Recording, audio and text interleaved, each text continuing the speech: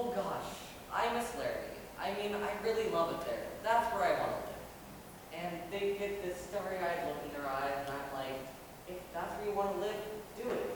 I mean, imagine if more gay people lived in small towns. But it's easier said than done, of course. Amanda Gronich.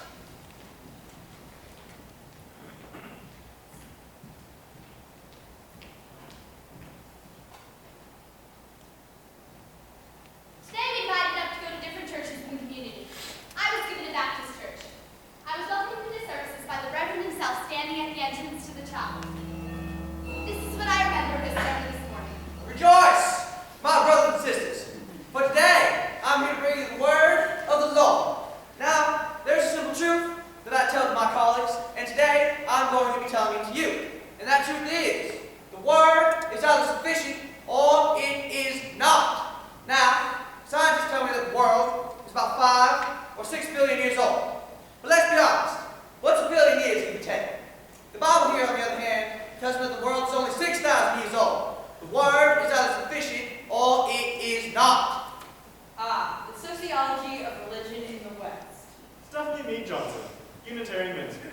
Yeah, dominant religious traditions in this town. Yeah, Baptist, Mormon, they're everywhere. You name it, we got it. It's not just Salt Lake, you know. They're like jam on toast down here. At the Mormon Church, we have something going that irritates some of us.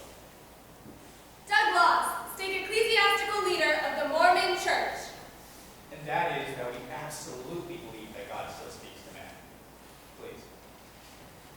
We don't think it happened, and some folks wrote about it in the Bible. God speaks to us today, and we believe that. We believe that the prophet of the church has the authority to receive inspiration and revelation from God.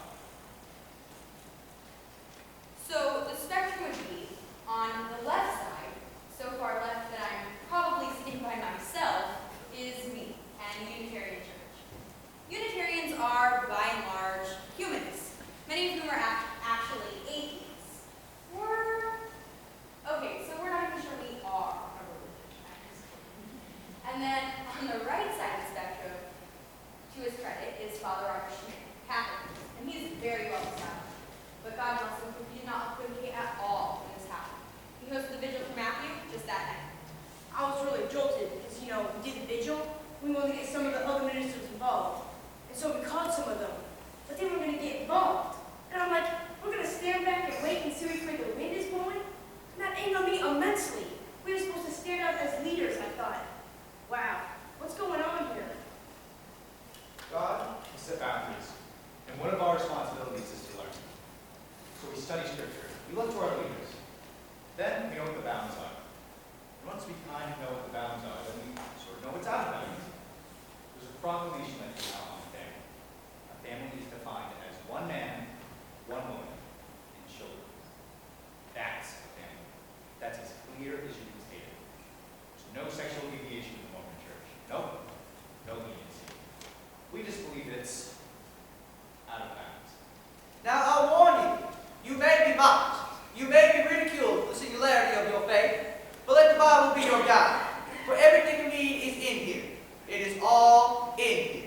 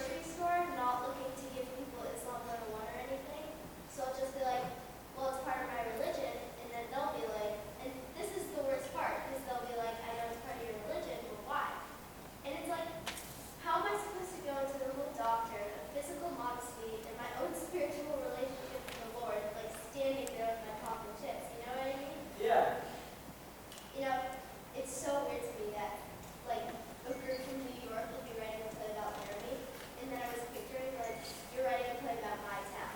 Like, you're going to be on stage in New York, and you're going to be acting like that. That's so weird. Hello? Yes, hello. My name's Amanda Gronich, and I'm here in Laramie working with the theater company. I went to the Reverend's, your husband's, church on Sunday, and I was extremely interested in talking to him about some of his thoughts on recent events. Well, I don't think my husband will want to talk to you. He has very biblical views about homosexuality, and he doesn't condone that kind of violence. But he doesn't condone that kind of lifestyle either, you know what I mean? He has been barred of the press after this happened, and the media's been just terrible about this whole thing. Oh, I know. I really understand. It must have been terrible. Oh yes, I think we're all just hoping this thing will go away. Well, do you think I could call back and speak with your husband just briefly? Well, all right. You can call him back tonight at 9 o'clock. Thanks so much. I'll do that. Today, Barbara, Greg, and I went to the Fireside Bar. It's the last place Matthew will see in public. The Fireside definitely feels like a college bar, with a couple of pool tables and a stage for karaoke night. Still, the few regulars in the late afternoon were hardly the college crowd. First person we spoke to was Matt Nicholson, the owner. In 1862, my great-great-grandfather moved here and opened up Laramie's first opera house. He called it Old Blue Front. And then in 1870, Louisa Graham Swain cast the first woman's ballot in any free election in the world. And that's why Wyoming is the equality state. So what I want to do is reestablish my bar business as Old Blue Front Opera House in Good Time Emporium. You know, I want to have a restaurant, I want to have a pool hall, I want to have a gift shop, I want to do all this shit, you know? Every night is ladies' night. So the first step was at the Fireside. So, what about the night Matthew Shepard was here? We had karaoke that night. 20 or 30 people came in, and Matthew Shepard came in, sitting right where you're sitting, back. I mean, just hanging out. I mean, if you want to talk to anyone, you should talk to Matt Galloway. He was the kid that was bartending that night. You'd have to meet him. His character stands for itself. Hey, is Galloway bartending tonight? All right, I'm gonna make this brief, quick, get it over. But it will be everything, factual, just facts. All right, here we go. 10 o'clock, I clock in usual time. Tuesday night, 10:30, Matthew Shepard walks in, alone, sits down, orders a Heineken. Phyllis LeBrie, a friend of Matthew Shepard. Matt liked to drink Heineken and nothing else. I mean, Heineken. Even though you have to pay $9.50 for a six-pack, I mean, he'd always buy the same beer. All right, so what can I tell you about this? If I had 100 customers just like him, it'd be the most perfect bar I've ever been in, okay? And nothing to do with sexual orientation. Absolute manners, politeness, intelligence. Taking care of me as in tips. Everything dressed nice, clean cut. Most people, you know, sits down, please, thank you, offers, you know, like within their intelligence. So he kicks there, didn't seem like he had any worries or anything like that. Just enjoyed drinking and coming around. Now around 11:30, 11:45, 11:30, Aaron McKinney, Russell Henderson walk in. Didn't know their names, but they're the accused, they're the perps, they're the accused. So they walk up, you know, just very stone-faced, you know, just very grungy, giving rude, that sort of thing. So they walk up to the bar and, as you know, pay for dime and quarters. 55 from dime to quarter, I mean, that's a freaking nightmare. You don't forget that sort of thing. So, you know, they didn't seem intoxicated at all. You know, they bought their pitcher with them, and they back them over there in the quarter, and then all of a sudden, an hour later, they're walking around. No beer. And I remember thinking to myself that I'm not going to ask them if they want another one, because they obviously just paid for one dime and quarters. I really did feel they didn't want money. Well, I mean, money meant nothing to Matthew because he came from a lot of it. And he would, like, give up his wallet in 2 seconds because it meant nothing to him. But his shoes might have meant something. They can say it was a robbery, but I don't believe it for even an iota of a second. The next thing I know, Aaron Russell was talking to me. Aaron said that a guy walked up to him and said that he was gay and wanted to go there in the house. Kristen Price, girlfriend of Aaron McKinney. And that he got aggravated with it and told him that he was straight and didn't want anything to do with him and walked off. He said that's when he and Russ went to the bathroom and decided that they were gay, get him in the truck, and robbed him. Okay, no. They stated that Matt approached them, that he came on to them. I absolutely, positively disbelieve and refute this statement 100%. Refute it. I'll give you 2 minutes. Why? One, character reference. Why would he approach them? Why would he come on to them? He wasn't approaching anyone else in the bar. They say he's gay, he's a flaming gay, he's going to come on to you. I've got Bullshit.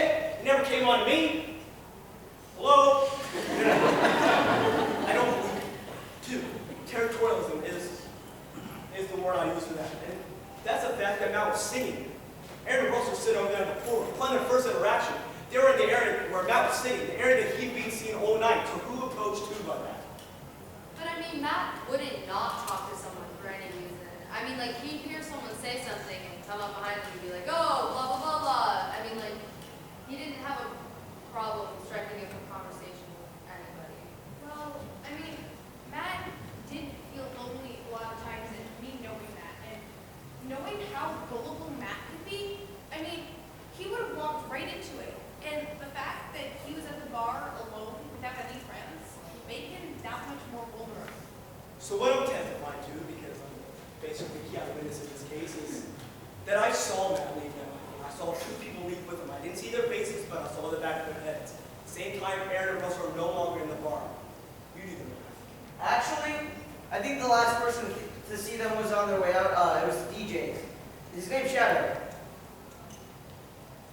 I was the last person to talk to Matt before he left the guy said, how was just bullshitting around my shit and stopped me? Well, I actually stopped him. And he's like, hey, Shadow, and da-da-da-da-da. And I'm like, what, man?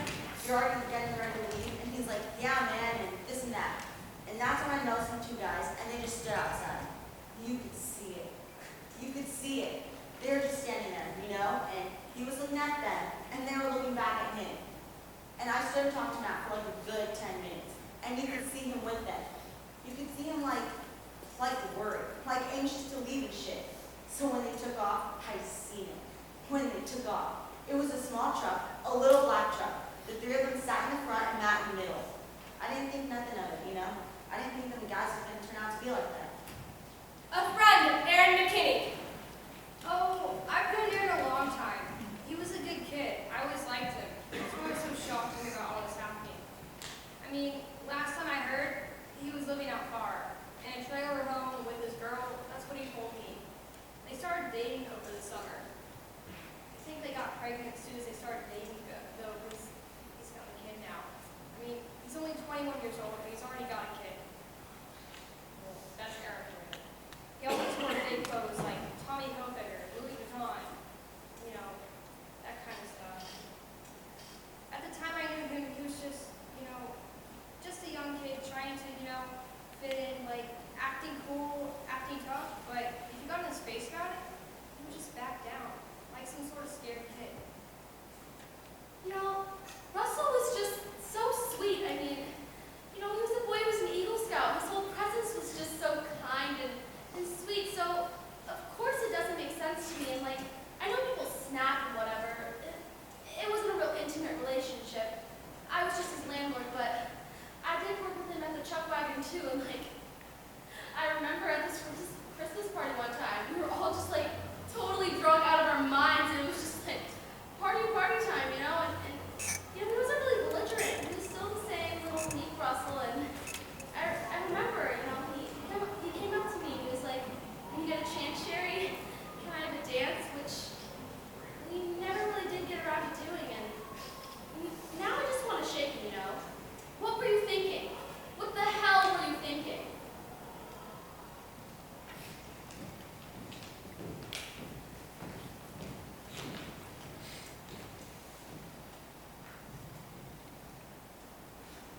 The fence.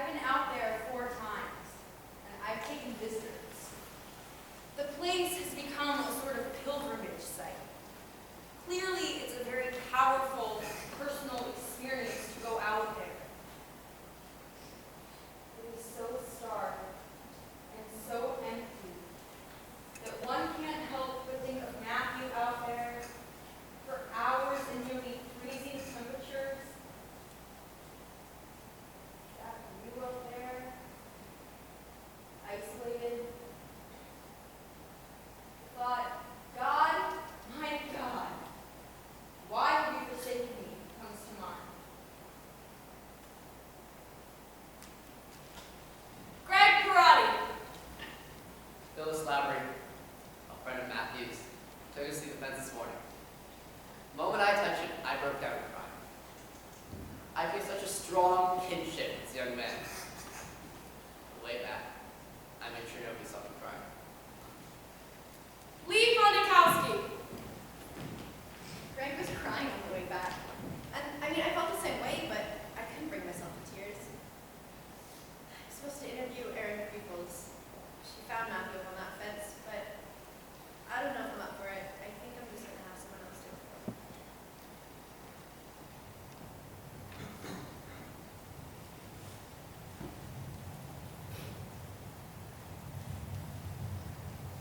Well, I took off on my bike about 5 p.m. on Wednesday from my dorm. Kind of just felt like going for a ride. So I went up to the top of Cactus Canyon, and I'm not super familiar with that area, so on my way back down, I didn't know where I was going. I was sort of just picking my way to go, which now it just makes me think that God wanted me to find him, because there's no way I was going to go that way. So I was in some deep-ass sand, and I wanted to turn around, but for some reason, I just kept going. And I went along, and there was this rock on the road, and I just drilled it. I went over the handlebars, and I ended up on the ground.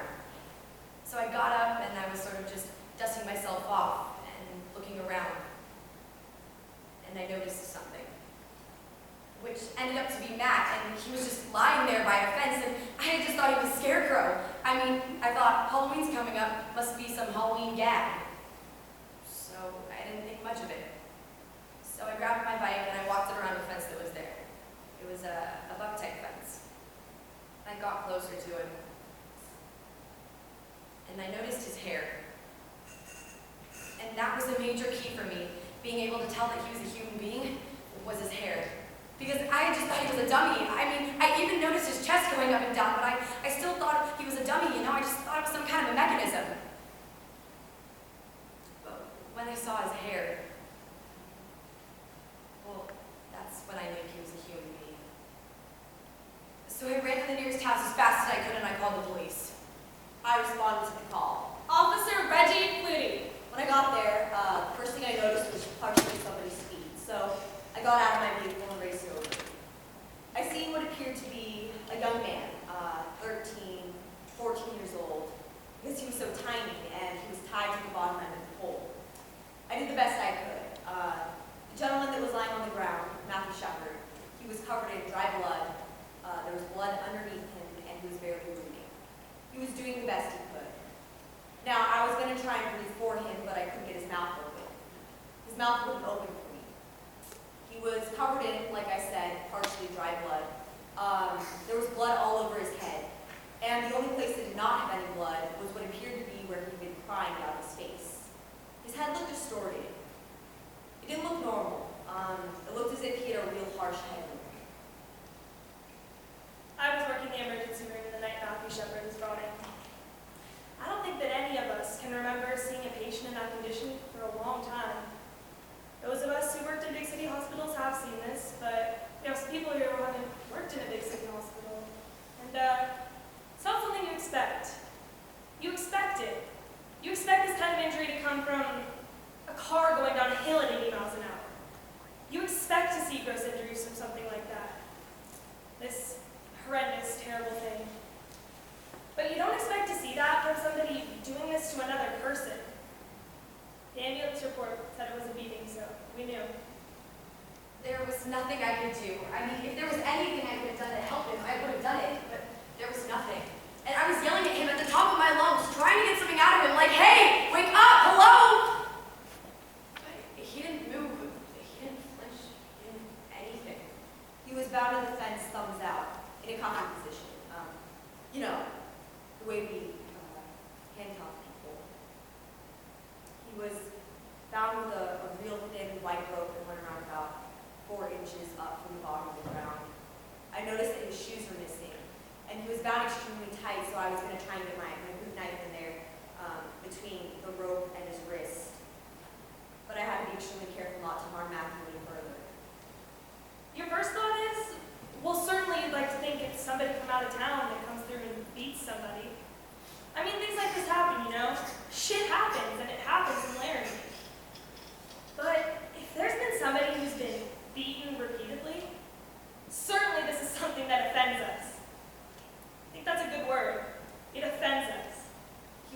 so tight that when I finally got my knife through there,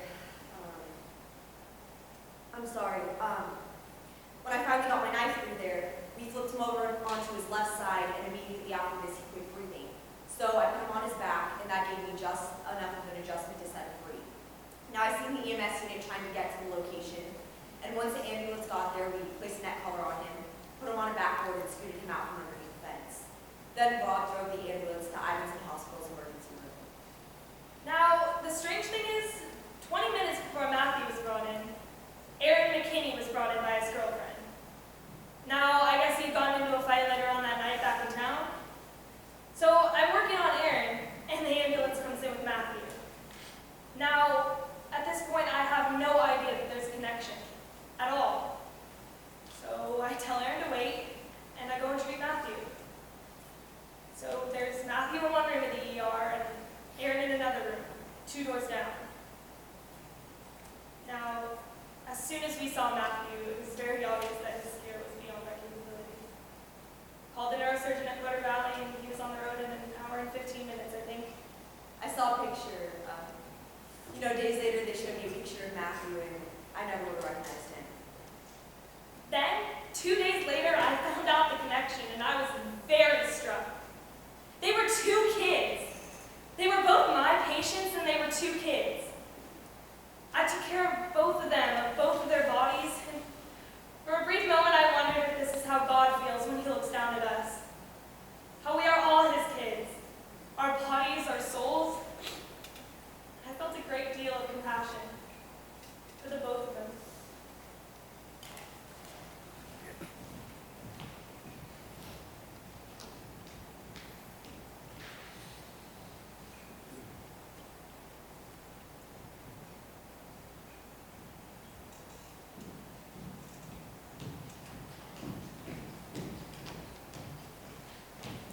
This is John Peacock, Matthew Shepard's academic advisor.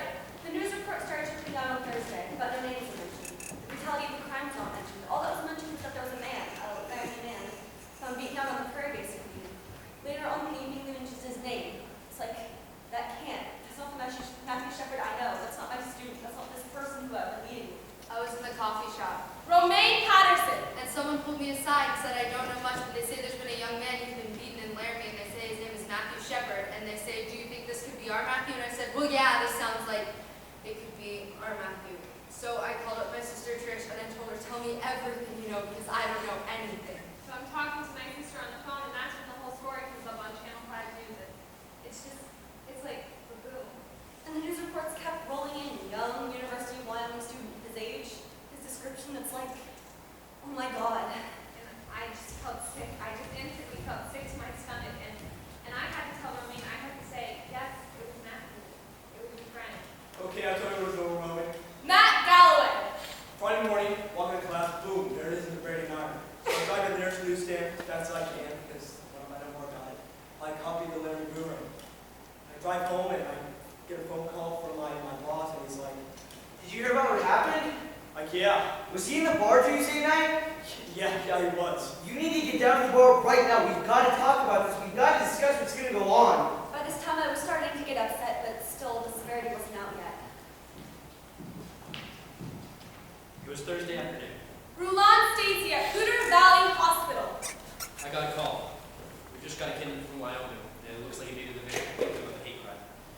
We've got a couple newspaper reporters here asking questions, and so we decided we need one spokesperson. As CEO, I'll do that, and we'll try to gather as much information as we can. And then I watched the 10 o'clock news that night, and they started talking about the nature and severity. Someone on the phone, Mickelson, and he's like, We need to go to that arraignment so we can identify these guys. Make sure they were the ones in the bar. so we go to the ring. Our focus today turns to Laramie, Wyoming, and the Allegheny County Courthouse, where Aaron Davis McKinney and Russell Edwin Henderson are being charged in the brutal beating of Matthew Shepard, a gay University of Wyoming student. The arraignment was on Friday, right around lunchtime. I said I'm just going. It was got and went. It's only a couple blocks down the street. Has anyone told you about the arraignment? No. There were like 100 people from town at that point.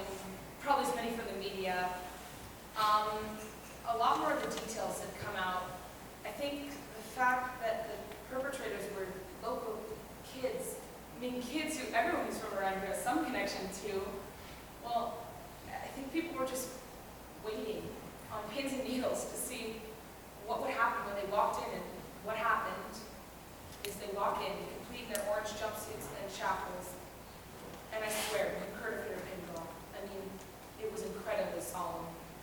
And then the judge came in and did a reading, a statement of the facts the prosecution has, and the reading of the facts was, The essential facts are that the defendants, Aaron James McKinney and Russell Arthur Henderson, met Matthew Shepard at the Fireside Bar.